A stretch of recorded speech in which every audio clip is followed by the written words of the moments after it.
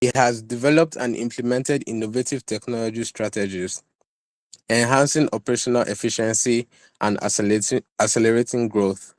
He has streamlined processes across subsidiaries by leveraging expertise in web design and digital marketing, improving service delivery.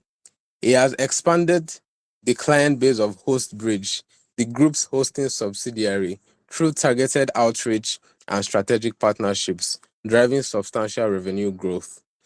Chidozie has successfully aligned technology initiatives with organizational goals, fostering a cohesive structure and improved collaboration across teams. His ability to mentor and build cross-functional teams has led to faster project execution and enhanced company performance.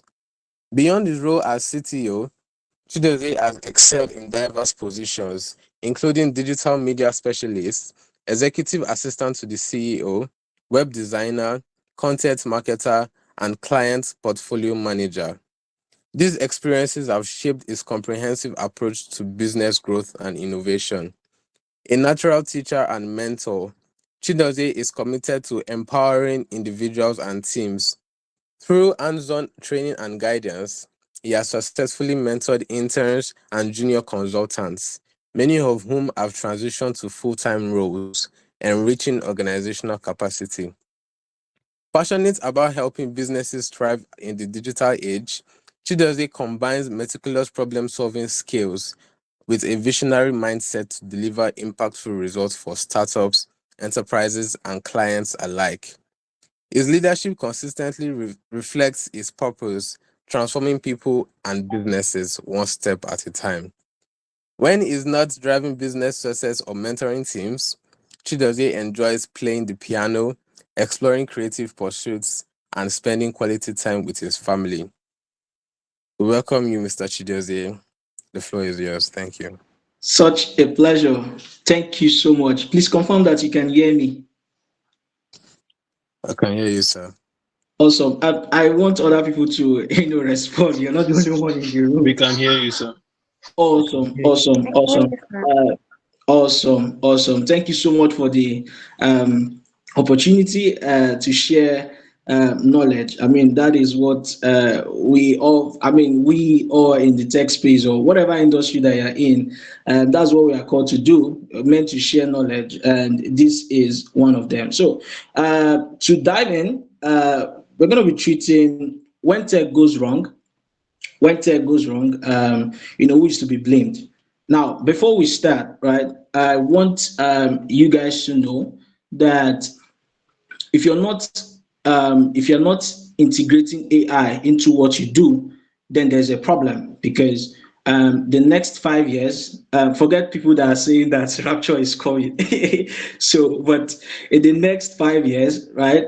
Forget people saying rapture is happening 23rd, 24th. Please continue what you're doing. Occupy. That's what the Lord says, right? So it says you should occupy. So you have to plug in AI into whatever you are doing, right? Because the next 5 years, right, would disrupt a lot of businesses, a lot of platforms. In fact, would have to take people off their jobs. The people that will remain are people that we position effectively on how to use AI, right? I just had to start with that. Right. So first off, I want to know, are there, is it only lawyers? Because I saw the flyer, technology law club. So I want to know, is it only lawyers or we have engineers? Who is in tech? Who are those in tech? Can you signify who are those studying law? Who are those doctors? Just give me a run through. So who are in tech? How many of you guys are in tech? Just give me like an emoji or something. Oh, Emmanuel.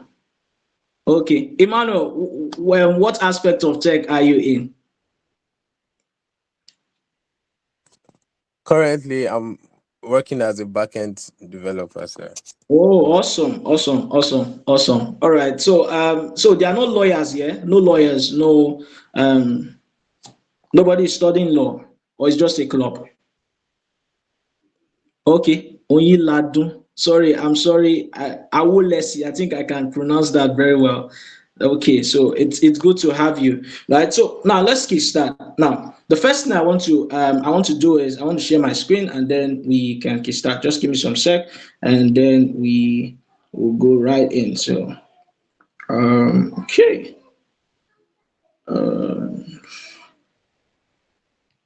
okay, all right. Please confirm that you can see my screen, please. Yeah, I can see your screen. Awesome, awesome, awesome. All right, so I'm going to present full screen. All right. So when tech goes wrong. So now the first thing we're going to do is we're going to imagine something. I want you guys. I mean, the first time I heard of this topic, I was kind of thinking because to some people it's not really clear. So I had to come up with more like a scenario so that everyone will understand. So that you see that everyone has a role to play in what we're doing. So imagine an AI system used in the hospital, right? An AI system.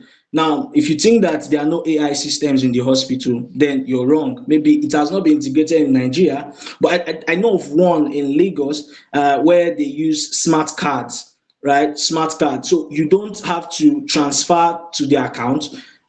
This thing that Sterling, there's this innovation that Sterling Bank, that's Cafe One. I don't know if you have gone there before. You don't use your ATM card to transfer money. You don't use your ATM card. So they give you a smart card, and that smart card is what you use to make payments for everything that you're using in the hospital. And that is, I mean, sorry, everything you're using in Cafe One. So that's what the hospital integrated. So they have a smart card. So when you're coming to the hospital, you don't need to start transferring with your mobile wallet or what's not, right? You use your smart card. Now, imagine an AI system used in a hospital misdiagnoses a patient. Now, say for example, a patient came to the hospital and wants to run a test, and then instead of the doctor coming to run the test, an AI system helped the doctor to do that. And then the patient, I mean, on a normal grand scheme of things, right? The patient had, let's say, malaria, for example, and then the AI is telling him that, oh, you have cancer. Now, you know what that means, right? So it means one, the person that is being diagnosed, right, would now have some kind of high BP, because imagine if you have cancer. I mean, you are diagnosed of that you have cancer. First off, the high BP is one of the things you'll be so scared, because I mean, I don't have that kind of money to treat myself, right? Talk less of malaria. You see, so one of the things that would lead, I mean, that would make the patient to go gaga or something would be, she will be scared, he or she will be scared, and then it can also lead to serious complication, because imagine you're taking drugs that is not meant for you. You don't have cancer, but it's the AI system that did that. So now my question is, because of that issue, right? Who is to be held responsible? Is it a doctor who trusted the AI? Because apparently, before the AI came into the hospital, you actually went through the AI system. You did not just approve it. Oh, let's be using it. No. So who is to be blamed? Is it the doctor? Two, is it the company that built it? That's the company that built that AI. Then three, is it the regulators that approved it? Now, by regulators, I mean, it could be the government. It could also be the lawyers that implemented those policies. So now, I want to get, it's an interactive session, and I want everyone to, air me your thoughts. Who is to be blamed? Is it the doctor? Is it the company that built it? Is it the regulators? Or is it the engineers?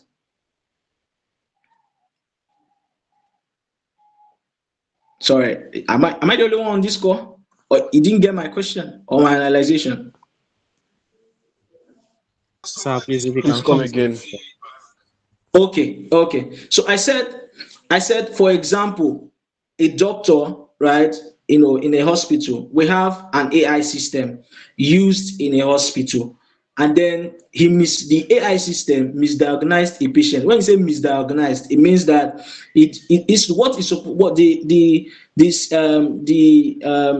health sickness that that person had, or the health defect that person supposed to have. The AI told, so instead of the person to have a health problem of malaria, you're not having a health problem of cancer. You understand?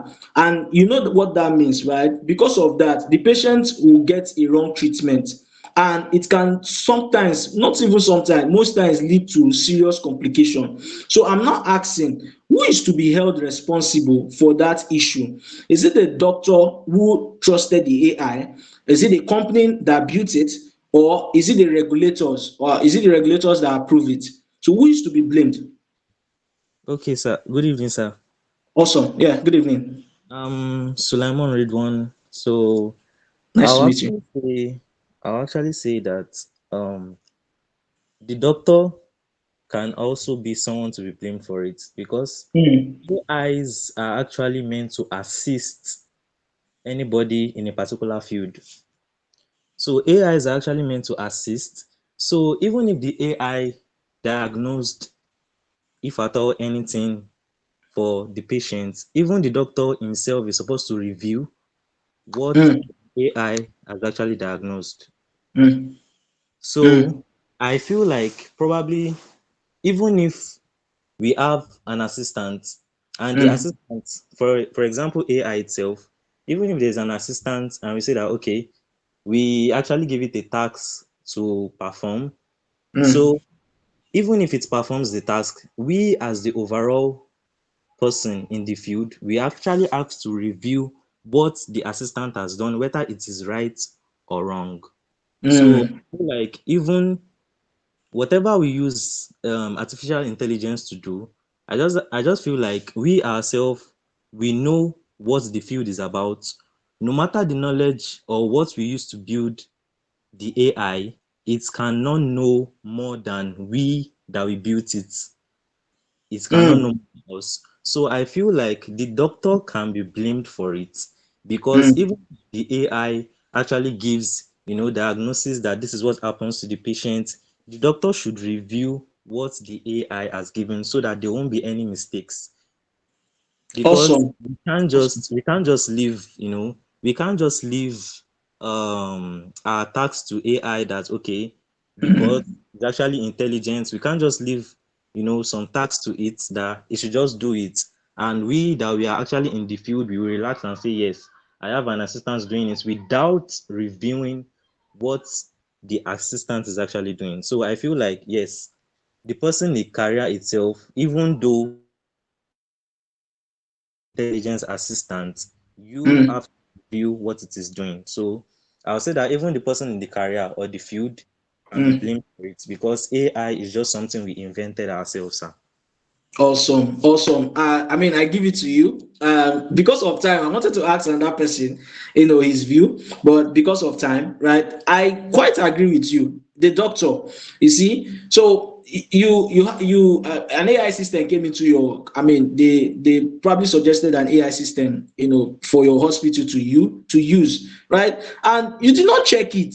You just, oh, okay, it's AI. It will help me. I won't be working again. I can go home. I don't need to be in the hospital. That system will fail, right? One thing you have to also understand is that I know many of us will use ChatGPT. How many of you use ChatGPT here? I'm sure many of us use ChatGPT, right? And what we do I use is ChatGPT. awesome. And the thing is that every one of us here, I don't know, okay, you guys are students, right, in the university, and whenever they give you assignments, it's a scenario, right? You take that assignment. Let's be real. Let's be real. It's not. Let's be real. You take that assignment and then you plug it. You don't even see. You don't even look at that question most times. You take it and except the guys that are probably maybe first class students, they don't need AI. But trust me, a normal student, right, would take that assignment and plug it to ChatGPT and just give it the prompt. Once you give it the prompt, anything ChatGPT gives to you, you just copy based, you see, without checking, and that's what happens, and that's why we usually have errors. We usually have errors every time, errors, because so your lecturer now will check those things. Will check it that this guy, what are you writing? This guy, where did he get this? Where did he get this answer from? He will already know that you use AI. You see, so because of AI exists, does not mean that you remove your brain and put AI in your brain. No, it was a human. It was Sam Altman that built ChatGPT. That's OpenAI, sorry, right? And you see, he's a human being. You have to apply your own sense of creativity. That's why you're a human being. That's why you were brought to the earth, is to apply your creative genius. So you don't just plug in. You have to review what AI has given you, and then you apply. Okay, Olanrewaju, you can speak. You can speak. Sorry to cut you off. I wanted you to even finish before I Okay. speak. Yeah. My name is Olanrewaju Rasak. Yeah. I wanted to add something. While I agree with you, but I also feel with the advancement of AI, they should also implement like specific training on how to check, how to supervise using AI. Because as things are going further and further, they'll keep advancing. And there are some mistakes that you might not even be able to notice. Even if you check, you might miss it. Depends on how knowledgeable you are. Awesome thought. Yeah, it depends on how knowledgeable you are. If you don't know what you are doing completely well and you look at it, you will not even understand that, oh, this AI missed something. Oh. And the example you gave in that scenario, that one, the differences between the symptoms of cancer and malaria, I think is very obvious. But there are some things that have higher differences. For example, when COVID came, if someone had gotten COVID, when they didn't know that it was COVID, there was a stage where they were just like, people were thinking, oh, this thing is malaria. This thing is just a fever. At that point, no one will know that, oh, this isn't malaria, this isn't fever, this is COVID-19. So I think there should be specific training for you to know that, okay, this thing is something different.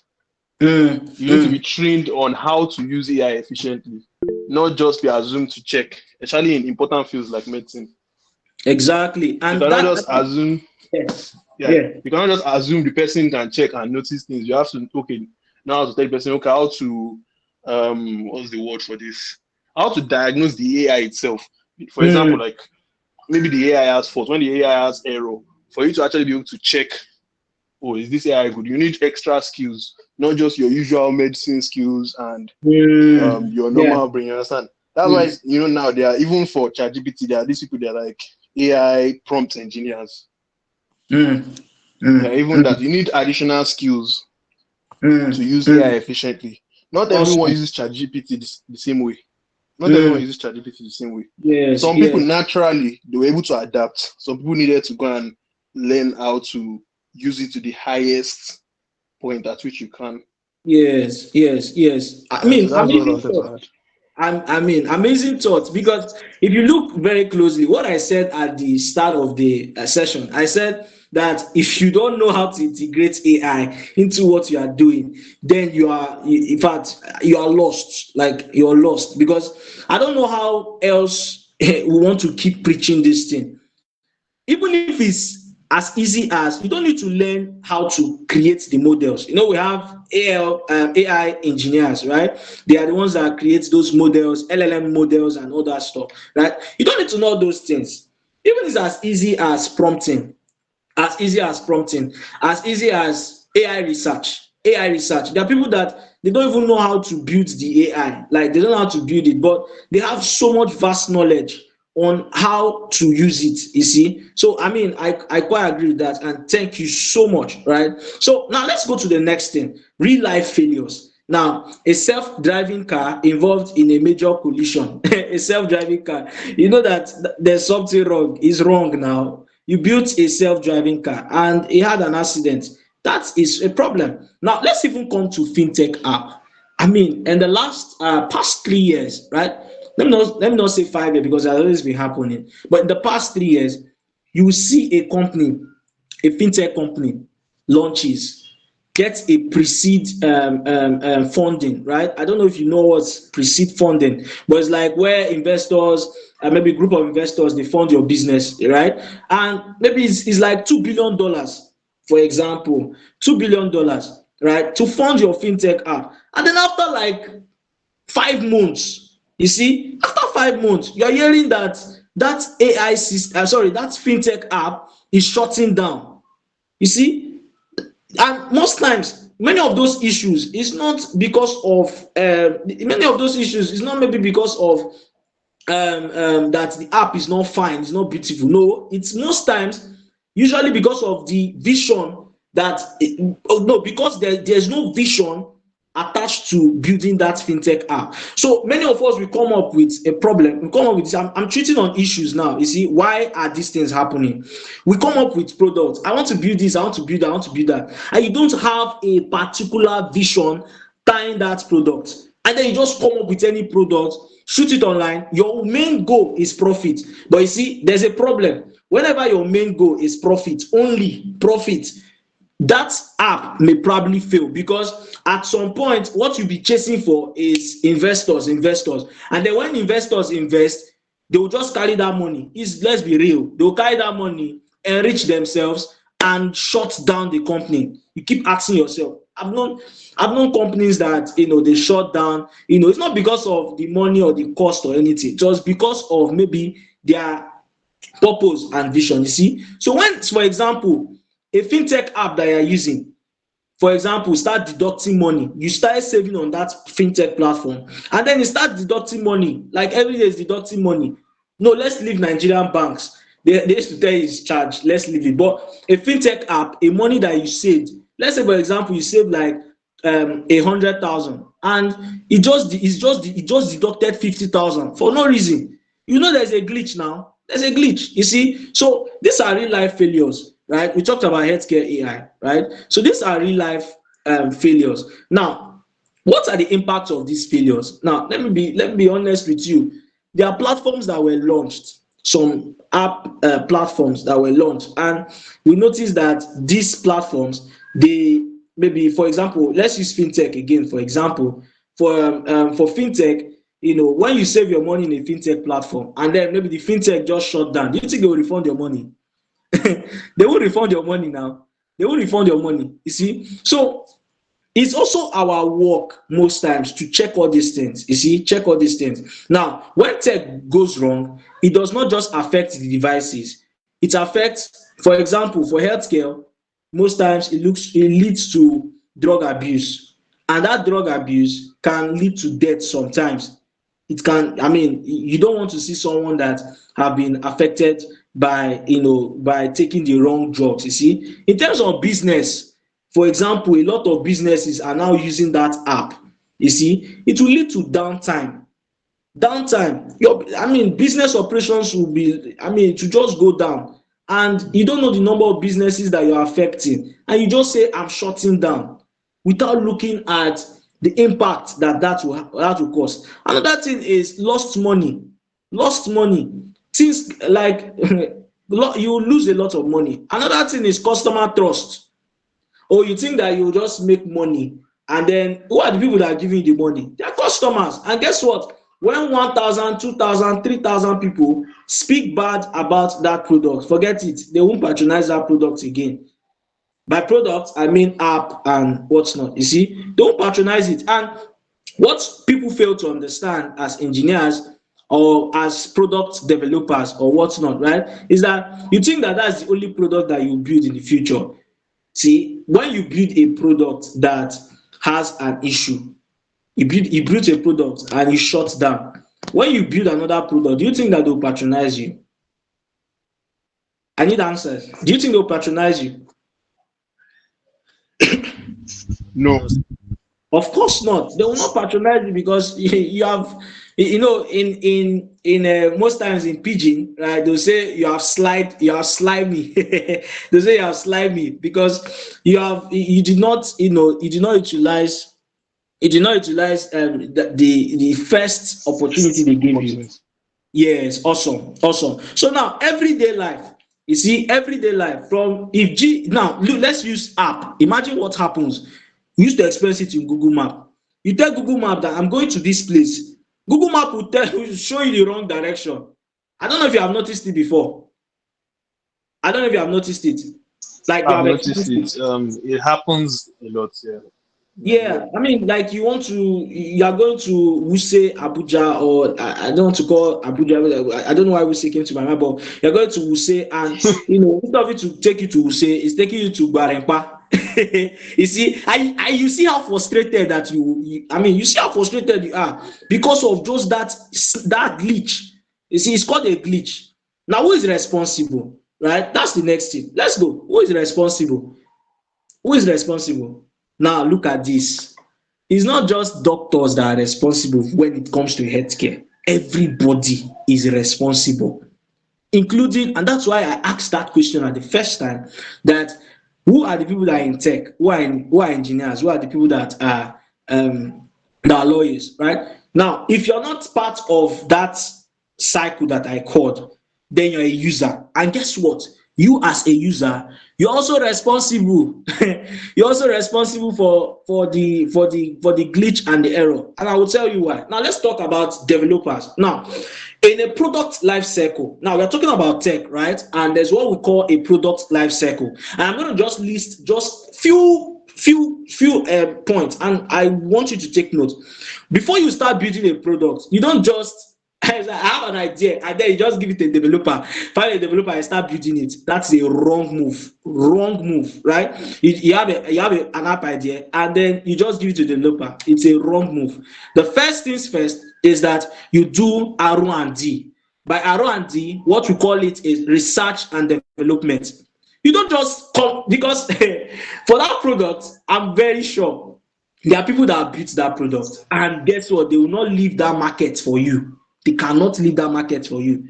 You have to do a research of that product that you're doing. What are the competitors? Who are the competitors? Right? How do I build this product to beat them? How do I have my own unique value proposition? These are things that you have to look at. Okay, what are the things that can go wrong? I know most developers don't look at that. What are the worst case scenarios that can go on? And how do you mitigate those things? What are the risks you are taking? It's actually the work of a product manager, you see. But when you have a product manager, he's not doing all those stuff. And most times, you see, when a product manager brings those stuff, he brings it in a document, which we call PROD, Product Requirement Document. And then you look that the engineers, they don't even read that document. They just build this document is too long. It's too long, you see. And that's why most times, before they even start building, they'll have a meeting, right, where they talk about the products, everything, you see. So now, the first thing is the research and development. After that, when you have agreed on the feature and everything, you now give it to the UI UX designer. The UI UX designer or the product designer will now come up with a prototype, because bros and sisters, right, the product will need to be seen. Like, we have to imagine it. And the only way to imagine it is not just in your head. The product designer has to come up with something that you can see. You see, that's come up with something that you can see, and that is actually the work of a product designer. He comes up with what we call a prototype. That prototype may not be even perfect, but it is something that we can work with. It's also what you show investors, because there are some people that are so favored, right? Before they get an app that they want to launch, right? They already have investors that are waiting, and you have to show those investors. You have to show your stakeholders. They're also part of the product development cycle. They're not just building for yourself. You see? So when we see all these things, the next thing is developers. They are responsible. Developers, you are the one playing. You're the one that even have the keys in your hands, because you can make or mar the product. You see? So they play a crucial role in tech safety. So are you using wrong dependencies? You see, let's come to coding now. Are you using wrong dependencies? Are you using wrong, if it's WordPress you are using to build, are you using wrong plugins that has malware? You don't know that some malwares can actually play a role in just collecting money. So you see, you have to look at all these things. You are responsible. Then another thing is the company the companies that built it, the company too is also responsible. Why will you build a product that was not tested? Why will you build that? Another thing is the regulators. Those are the government. Before a product is launched, you don't just launch a product. You have to have a lawyer that is there. The